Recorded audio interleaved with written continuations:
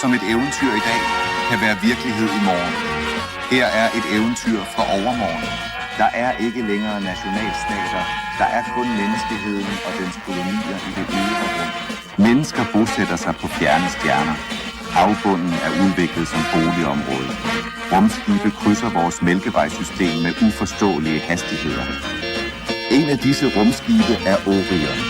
Det er en lille del af et gigantisk sikkerhedssystem, der beskytter jorden mod trusler fra rummet.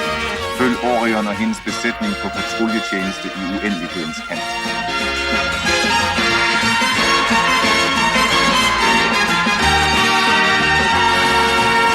Der